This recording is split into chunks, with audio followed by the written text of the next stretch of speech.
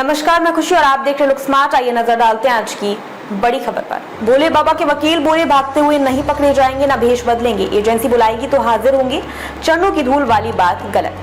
हाथरस हादसे को 4 दिन बीत चुके हैं। भगदड़ में मारे गए 123 लोगों का अंतिम संस्कार हो गया है। सरकार की ओर से मुआवजे का ऐलान भी कर दिया गया है, लेकिन जिस भोले बाबा उर्फ सूरज पाल की वजह से बेगुनाहों की मौत हुई वह अब तक सामने नहीं आया। आखिर बाबा कहाँ हैं? क्यों इतनी मौतों पर भी वह इतने दिनों से चुप हैं? इन सवालों के बीच बाबा की तरफ से सुप्रीम कोर्ट के वकील एपी सिंह आगे आए। सवाल, बाबा कहाँ हैं?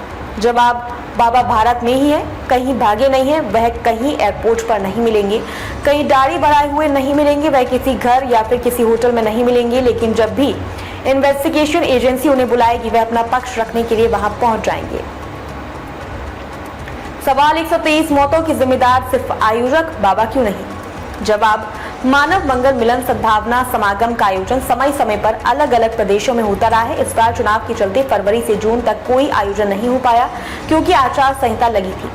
चुनाव में नारायण साकार हरि न किसी के लिए वोट मांगते हैं, न किसी के पक्ष में बात करते हैं। जुलाई में जैसे ही आयोजन हुआ अचानक भीड़ उमड़ पड़ी। भीड़ में कुछ अराजक तत्व शामिल हो गए जिन्होंने धक्का देकर लोगों को गिराया। ये सब एक साजिश के तहत करवाया गया। सवाल, भगदड़ के बीच बाबा गाड़ी में बैठकर निकल गए, रुके क्यों नहीं? जवाब, नारायण साकार हरि घटना होने के आधे घंटे पहले वहां से निकल चुके थे। उनके पास कोई मोबाइल फोन नहीं है, कोई सोशल मीडिया अकाउंट नहीं है। घटना दुखद है, इसलिए भोले बाबा ने मरने वालों के प्रति संवेदना भी व्यक्त की। यूपी सरकार का धन्यवाद जो उन्होंने मृतकों के परिजनों के लिए मुआवजे का ऐलान किया। सवाल, प्रशासन तो कह रहा लोग चरणों की धूल लेने आगे बढ़े थे। जवाब, ऐसा उन साजिशकर्ताओं ने बोला है, जबकि हकीकत यह है कि नारायण हरि गाड़ी से मंच के पास पहुंचते हैं और सत्संग खत्म होने के बाद मंच के ही पास लगी गाड़ी में बैठकर वापस चले जाते हैं। चरणों की धूल लेने का सवाल ही नहीं। सवाल, कार्यक्रम बाबा का था तो क्या उनकी जिम्मेदारी नहीं बनती? जवाब, कार्यक्रम आयोजकों का था और आयोजक गलत फंसे।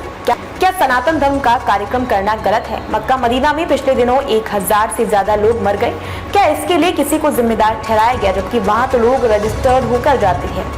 क्या दुनिया में किसी ने बोला? क्या मीडिया में डिबेट चली? सवाल, 80,000 लोगों की परमिशन, 2.5 लाख रुपए प्रशासन की गलती नहीं?